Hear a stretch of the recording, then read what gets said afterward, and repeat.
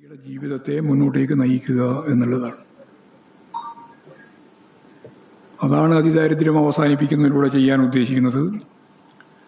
ദാരിദ്ര്യം അവസാനിപ്പിക്കുന്നതിലൂടെ ചെയ്യാൻ ഉദ്ദേശിക്കുന്നത് സാമൂഹ്യ ജീവിതത്തിന് അത്യാവശ്യമായി വരുന്ന പശ്ചാത്തല സൗകര്യം ഉൾപ്പെടെ പാവപ്പെട്ട ജനങ്ങളുടെ ജീവിതത്തെ മെച്ചപ്പെടുത്താനുള്ള സേവന മേഖലയിലുള്ള ഇടപെടൽ ഉൾപ്പെടെ എല്ലാം വർഗവീക്ഷണത്തോടെ, എന്ന് പറഞ്ഞാൽ ശതകോടീശ്വരന്മാർക്ക് വേണ്ടിയല്ല, പാവപ്പെട്ട ജനങ്ങൾക്ക് വേണ്ടി കാര്യങ്ങൾ കൈകാര്യം ചെയ്യുക എന്നുള്ളതാണ്. പദപ്രയോഗത്തിലൂടെയല്ല ഇടതുപക്ഷം എന്ന് പറയുന്ന അതിൻ്റെ ചരിത്രപരമായ ദൗത്യം നിർവഹിക്കാനാവുക. ഈ വർഗക്കൂറോടുകൂടിയാണ്, ഈ വർഗപരമായ നിലപാടോടുകൂടിയാണ്. കോൺഗ്രസ് ആയാലും BJP ആയാലും അവരുടെ വർഗ നിലപാട് എല്ലാ കാലത്തും സുവ്യക്തമാണ്. ഭൂപ്രഭുത്വവുമായി സന്ധി ചെയ്യുന്ന, ഫിനാൻസ് മൂലധനവുമായി അടിക്കടി ബന്ധപ്പെട്ടുകൊണ്ടുള്ള, ഇന്ത്യയിൽ തന്നെ കുത്തക മുതലാളിമാരുടെ വളർച്ചയ്ക്ക് വേണ്ടിയുള്ള ബോധപൂർവമായ പ്രവർത്തനം നടത്തിക്കൊണ്ടിരിക്കുന്ന പാർട്ടിയുടെ നേതാവാണ് ഇവിടെയുള്ള കോൺഗ്രസ് നേതാക്കന്മാർ. അതിൻ്റെ തന്നെ തുടർച്ചയിലാണ് ഒരേ വർഗ നിലപാട് സ്വീകരിക്കുന്നവരാണ് BJP-ക്കാർ. ഇത് മറച്ചു വെച്ചുകൊണ്ട് ഞങ്ങളാണ് ഇടത് എന്നൊക്കെ പറഞ്ഞ് നടക്കുന്ന വായ്ത്താരിക്കൊന്നും യാതൊരു അടിസ്ഥാനവുമില്ല എന്ന കാര്യം ഞാൻ ഇതിൻ്റെ ഭാഗമായിട്ട് തന്നെ പറയുകയാണ്. ക്ഷേമ പെൻഷനുകൾ മുടങ്ങാതെ നൽകുന്നതിനോടൊപ്പം ആശമാർ, അംഗൻവാടി ജീവനക്കാർ, പ്രീ പ്രൈമറി അധ്യാപകർ, സാക്ഷരതാ പ്രേരകുമാർ, സ്കൂൾ പാചക തൊഴിലാളികൾ, ഗിഗ് തൊഴിലാളികൾ, ഓട്ടോറിക്ഷ തൊഴിലാളികൾ, കുടുംബശ്രീ പ്രവർത്തകർ തുടങ്ങി എല്ലാവരോടുമുള്ള കരുതൽ ഈ ബഡ്ജറ്റിൽ കൃത്യമായി ധനകാര്യ വകുപ്പ് മന്ത്രി കണ്ടിരിക്കുകയാണ്.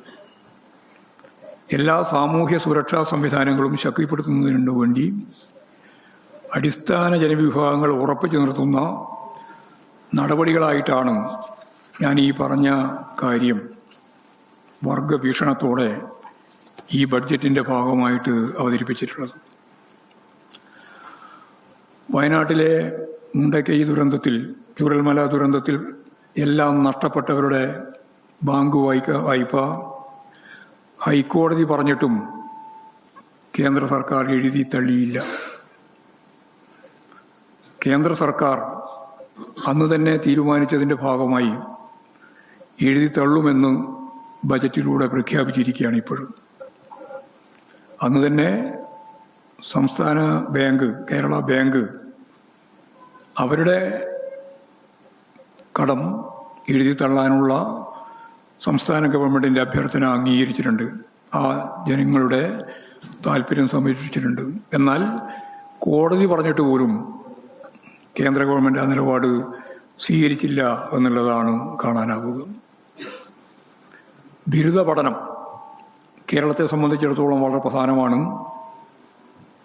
നമ്മൾ നേരത്തെ പറഞ്ഞു വെച്ചത് വിജ്ഞാന സമൂഹം, വിജ്ഞാന സമ്പദ് വ്യവസ്ഥ. വിജ്ഞാന സമൂഹം എന്ന രീതിയിൽ കേരളത്തിന് കൂടുതൽ ദ്രുതഗതിയിൽ മുന്നോട്ടേക്ക് പോകാൻ, ഇപ്പോഴ് +2 വരെയാണ് സൗജന്യമായിട്ടുള്ളതെങ്കിൽ ഇനി ബിരുദ പഠനം സൗജന്യമാക്കുക എന്നത് ഇന്ത്യയിൽ മാതൃകാപരമായ ഒരു പ്രവർത്തനത്തിലേക്കാണ് നമ്മൾ ആ ചുവടുവെപ്പോടെ നീങ്ങുന്നത്. എല്ലാവരെയും സാക്ഷരരാക്കിയിട്ടുള്ള സംസ്ഥാനത്ത് സ്കൂൾ പഠനം മുമ്പ് തന്നെ സൗജന്യമാണ്. ഇനിയിപ്പോൾ ബിരുദ പഠനവും സൗജന്യമാക്കുക എന്നതാണ് പ്രധാനപ്പെട്ട ഉന്നം. ബിരുദ പഠനം സൗജന്യമാക്കുന്നതോടെ എല്ലാവർക്കും ഉന്നത വിദ്യാഭ്യാസം പ്രാപ്യമാക്കുന്ന തലത്തിലേക്കാണ് കാര്യങ്ങൾ നീങ്ങുന്നത്. ഗവേഷണ വിദ്യാർത്ഥികളുടെ സ്കോളർഷിപ്പും മാധ്യമപ്രവർത്തകരുടെ പെൻഷനും വർദ്ധിപ്പിക്കാൻ ഇപ്പോൾ തീരുമാനിച്ചിട്ടുണ്ട്. സർക്കാർ ജീവനക്കാരോടുള്ള സർക്കാരിൻ്റെ ഉത്തരവാദിത്തം പൂർണ്ണമായും നിർവഹിക്കുമെന്ന് നേരത്തെ നൽകിയ വാഗ്ദാനം ഇപ്പോഴും പാലിക്കുകയാണ്. DA കുടിശ്ശിക മുഴുവൻ നൽകുമെന്നും അഷ്വേർഡ് പെൻഷൻ സംവിധാനം ഇപ്പോൾ ജീവനക്കാർ ഉൾപ്പെടെ ആവശ്യപ്പെട്ട കാര്യമാണ്, നടപ്പിലാക്കും എന്നും പ്രഖ്യാപിച്ചിട്ടുണ്ട്. കേന്ദ്ര സർക്കാർ കേരളത്തോട് ശത്രുതാപരമായ മനോഭാവമാണ് കൈകാര്യം ചെയ്യുന്നത്. ഏതാണ്ട് 2 ലക്ഷത്തോളം കോടി ഉറുപ്പിക വിവിധ ഇനങ്ങളിലായി നമുക്ക് നൽകുന്നില്ല എന്നുള്ളത് സത്യമാണ്. അതേപോലെ തന്നെ ഈ പ്രതികൂല സാഹചര്യത്തിലും ജീവനക്കാരുടെ DA ഉൾപ്പെടെ, പെൻഷൻകാരുടെ DA ഉൾപ്പെടെ കൊടുത്തു തീർക്കും. അതിനാവശ്യമായ കരുതൽ ഗവൺമെൻറ് കണ്ടെത്തിയിട്ടുണ്ട് എന്ന് കൃത്യമായിട്ട് പറയുകയുണ്ടായി. റോഡ് അപകടത്തിൽപ്പെട്ട് ചികിത്സ തേടുന്നവർക്ക് ഇതൊരു പ്രധാനപ്പെട്ട വെല്ലുവിളിയാണ്. കാരണം റോഡിൽ കിടക്കുന്നവരെ ആശുപത്രിയിലേക്ക് നീക്കുക എന്നുള്ളത് പോലും പലപ്പോഴും അതിൻ്റെ അനന്തര സാമ്പത്തിക ബാധ്യത ഓർത്ത് പലരും തയ്യാറാവുന്നില്ല. അപ്പോൾ ആദ്യത്തെ 5 ദിവസം പണരഹിത ചികിത്സ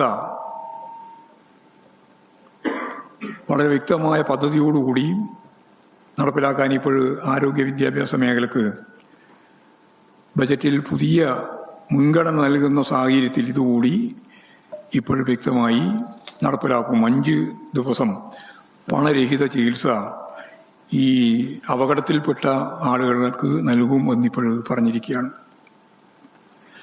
പശ്ചാത്തല സൗകര്യ മേഖലയിലും വലിയ തോതിലുള്ള പുരോഗതിയും മുന്നോട്ടുള്ള യാത്രയുമാണ് ബഡ്ജറ്റ് മുന്നോട്ടേക്ക് വെക്കുന്നത്. ബജറ്റ് നവകേരളത്തിലേക്കുള്ള ചവിട്ടുപടി എന്ന് സംസാരിക്കുകയായിരുന്നു MV ഗോവിന്ദൻ. എല്ലാ ജനവിഭാഗങ്ങളെയും പരിഗണിക്കുന്ന തരത്തിലുള്ള ബജറ്റാണെന്നായിരുന്നു അദ്ദേഹം സംസാരിച്ചത്.